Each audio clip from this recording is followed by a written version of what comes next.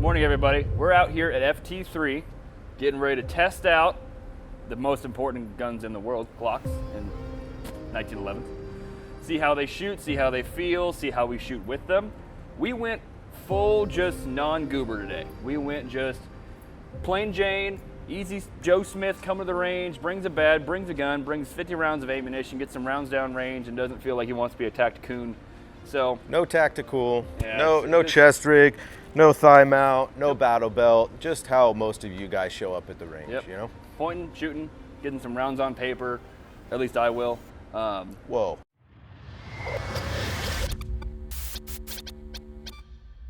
Just check some stuff out and see how we even feel with about that our guns. Glock. If you guys are local to Orange County, or even if you're not, if you want to come to one of the best indoor ranges around, this backdrop is rated to 50 BMG. You can shoot any caliber, you can shoot shotgun. It's a great range, great people. We've been coming here since they opened. So if you're around in the area, please try out FT3. It's a great range. They're awesome. They're super awesome. So we talked about it when we were sitting, bantering back and forth about which one is better. Talked about muzzle rise, right? Muzzle flip, felt recoil, things like that. Much heavier gun, less felt recoil in my opinion, right? Less muzzle rise in my opinion. That also depends on purchase, right? He's got big, huge paws. He owns almost the entire gun. He's gonna have a lot less muzzle rise. For me, with my smaller hands, having a single stack like this, which you can see, very thin, I can get a ton of purchase on this gun, which allows me to control the muzzle rise. So we'll just shoot a couple shots here.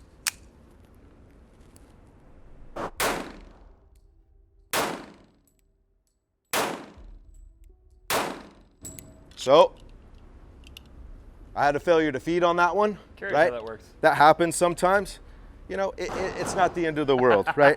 Let's go through the rest. It is if you're shooting it. It is. Yeah, it is. Let's go through the rest of this mag.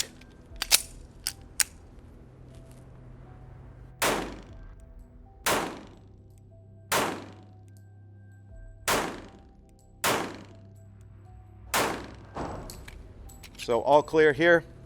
A little bit low. As we were joking about before we went on camera, I haven't pulled the trigger in probably 8 months to a year. Usually only go shoot out in Arizona. Haven't been to the range in a while, so he's definitely gonna outshoot me. But as you can see, that person is for sure not alive anymore, so it does the job just fine. I'm sure you'll see it in the slow-mo, but I just have a great grip on this gun with the single stack. Real cheap set of plastic grips. Fits in my hand just fine, doesn't tear up my hand. It's not over grippy like some of them, but it just feels great to me. Yeah, so I guess we'll let this little guy go now. Just a little fella. So as he was talking about, his is a single stack, so it's a lot thinner. As you can see, mine's a bit thicker when it comes to the mag. Well, and the overall platform of the gun is a lot thicker, but I have pretty large hands considering. It's not the biggest gun in the world. Like a lot of people conceal this firearm. I definitely wouldn't, but you definitely can. Beauty about this particular gun is I also have a lot more rounds. Even with his extended magazine, he's got 10 and I have, I think, 24. Granted, in California, not really gonna matter too much because you're still gonna be running standard 10s no matter where you go, realistically. These ones are nice because they are a bit thicker for my hands, so I do have a bigger purchase. I run my thumbs really high and I really get a good solid grip on this gun. Just as a big press out, I don't really have much to keep it.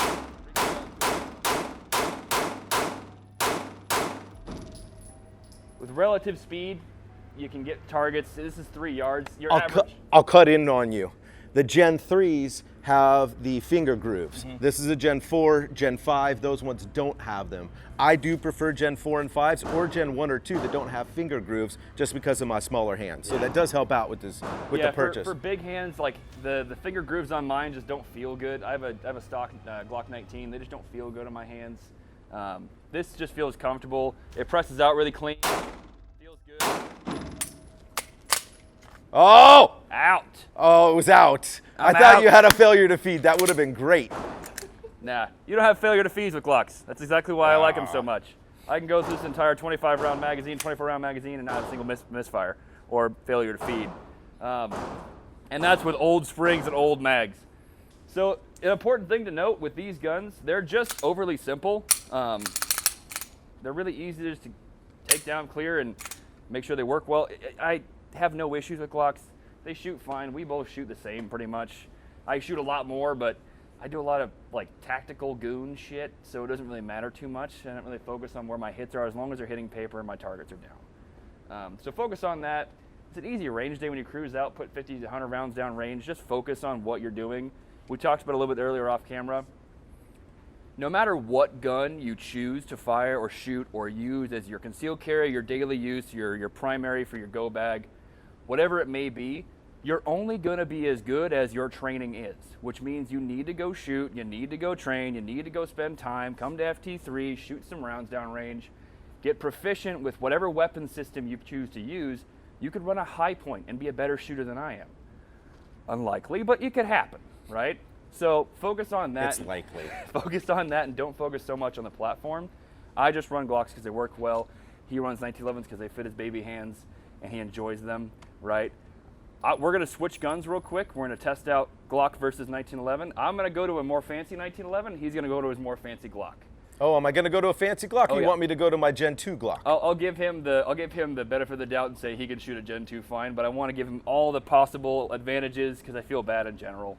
Well, You know? I mean, if you look at that, Dom, I mean, look at the, it's not this, I think he's the one that needs the advantages. I don't know, I'm just saying. Yeah, don't show the earlier targets. Yeah, that would be a bad thing. All right, so. Hold on. All right, go ahead. All right, so we're switching guns now. So this is my personal 34 with a dot. I'm probably gonna shoot it worse, but we'll see what happens. Everybody can laugh at me. It is what it is, right? For me, the tacticalness of it is not X-rigging every single time. For me, it's hitting a body-sized target at 10 yards, 7 yards, whatever distance I'm looking at, right? I need to put the threat down, and that's really it. Double tapping through the same hole is not really my goal, but on from that, this is my 34. I do like a 1911 grip, so I had the back of this Glock shaved off. We had a hump reduction on this. I did have the finger grooves taken off. So it does point a lot more like a 1911 and is much thinner for my hands. It's all fancied out. I have a CR precision slide, a Trigicon 6.5 dot RMR. I have black on black sights. I have a CMC barrel on it, a Strike Industries modular guide rod. I have Surefire X300 on it with a DG switch, so you don't have to worry about pressing it on. It goes right off of my middle finger right here. And I have a tactical pontoon slide. I also have extended slide release and things like that. So it's a super fancy Glock. Does it help you shoot any better? No, I'm definitely not going to shoot better than Sam. Maybe for some people that train all the time, it may help them shoot a lot better. But like we said, we're doing this range day as people that come to the range and shoot, not people that train 3 or 4 days a week that are wearing a full carrier and a battle belt and things like that. So let's see how it goes from 10.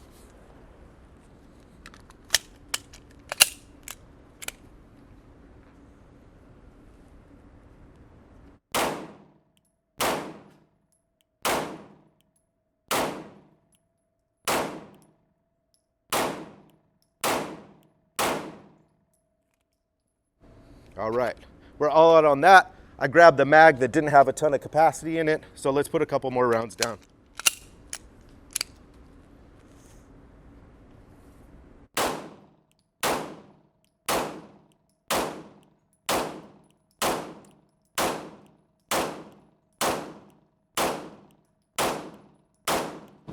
So, gonna go ahead and clear it, drop that one. It is clear. The round capacity is nice, right? It is nice being able to shoot that many rounds. I would have mag changed, what, 3 times, Sam? Yep. In shooting a 1911. Now, this is a heavily modified Glock. So do I shoot it better? I think so. If Raul wants to talk shit about shooting, we can go ahead and talk shit now, because that's 10, right? But the Glock's fine. It works great. Like I said, I want to see how he shoots this Kimber, because this Kimber's fucking badass. Yeah. This is a Kimber Warrior 2. It's I'd say it's one of their more premier Kimbers that work really well, and they're kind of their tactical ones. It's got a light rail, and I love running things with Surefires because I'm a brand whore. So we'll see how it feeds. See how it feeds some ball, and then I'll switch to hollow points and see how those feed because I love jamming up 1911. I bet you they feed perfect. We'll see. Oh.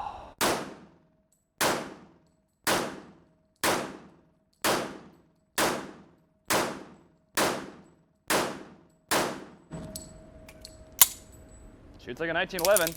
Heavy as all hell, a lot of felt recoil.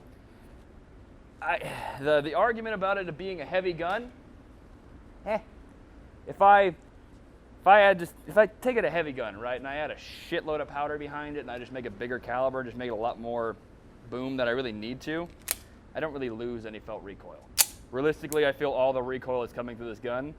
It's not bad, but the bad thing about steel firearms is that there's no flex. Polymer has a lot of flex, which means a lot of your felt recoil actually dissipates before it gets to your hand. Steel is so rigid, I feel every inch of foot-pounds of recoil.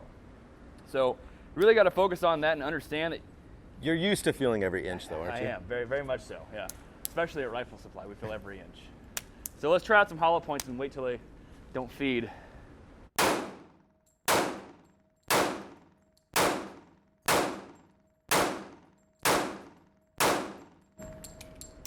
All right, that's luck. That's felt luck right there. Worked perfectly, didn't it? Perfect-ish. I feel like you shot that better than that the No. 19X. Now get out of here. That's just Get out me. of here. So they both work, as I talked about. They both work, and they feel great. Like I said, I like 19s, 17s, and just Glocks in general because I don't like. I'm a pansy when it comes to recoil. I don't want to feel this damn recoil all the time. Why don't you shoot a 22 LR then? Go out there with the hush puppy, put a can on it, you won't feel anything. I want to get a lot of rounds down range and just Jeez. and to hit the shit that I need to hit. So that's one of the big focuses for 1911s. They just have a lot of stopping power, a lot of just power behind them. We'll go up to the 5 and we'll do some quick double taps and we'll see how our rapid succession fire rate is and how close our groupings are. And we'll really test to see who's actually a good shooter when it comes to shooting fast. Well, I'm not. I'll tell you that right now. I'm not. Are you gonna do your Glock and I'm gonna do 1911, or are we gonna switch it again? We'll do both. We'll do both. Yeah. So we'll go. We'll start it off with our original argument. I'll go back to my Glock and he'll go back to the 1911, and then we'll swap and see who's shooting better at what. I'll probably just be better at both. So we're gonna do a hand repair or a double tap. So we're not going to reacquire that sight again. It is going to be bang bang. Yep. Right? So wherever that muzzle rise is, as good as we are as keeping it on target, keeping that muzzle down is where it will be. Exactly. So it may be a disaster, but we'll see. Your general double tap is literally because you just need rounds on your target. There's someone running at you, and I need to get 2 rounds in your center mass as fast as I fucking can. And that's what we're going to try on doing. It's almost, they call them get the fuck off me drills, but it's a little better. You're not just pointing down range. So we'll test it out, see how we do.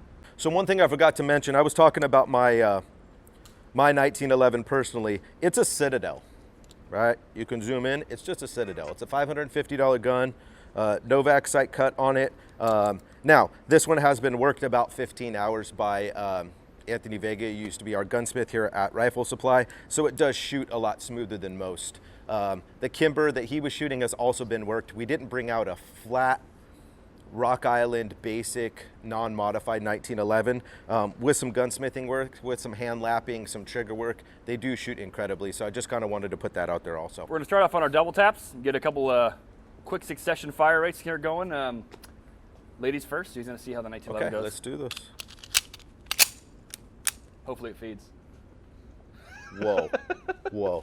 You need to calm down. On safety. Cool. All right, let's try the old Glockenspiel. About the same pull there. Let's go again. Hey, did you hit 10 ring? I didn't think so. What? That's the same pull. Oh, because you pressed. Oh, you know what? Okay, here we go. That's a hell of a pull. 10 ring. I went out. Right, I took his right arm out. Okay.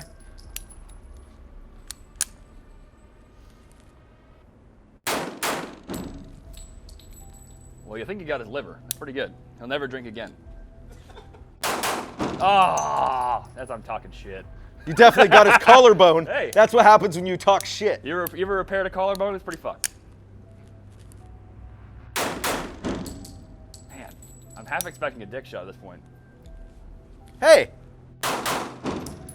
I didn't see those. Were those both 9s? Wow. Jeez Louise. Oh, look at that. Last round. Neat.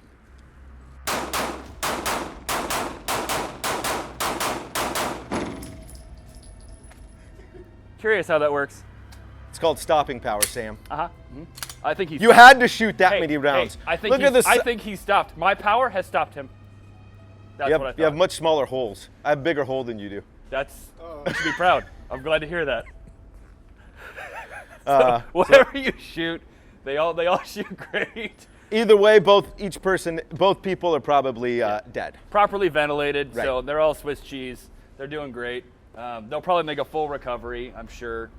Well, with the collarbone injury. Yeah, I'm sure they were both saints. They both probably worked at their local church, fed the homeless and stuff. So just focus on that. Use what you can to protect yourself and your family and your loved ones or your not so loved ones. Like, I'd probably protect him, but we have a weird thing going. So Yeah. thank you for watching us. Thank you for checking out the stuff. Thank you for listening to us bicker and argue. And you got any closing thoughts? Maybe we got some more bickering and arguing. Yeah.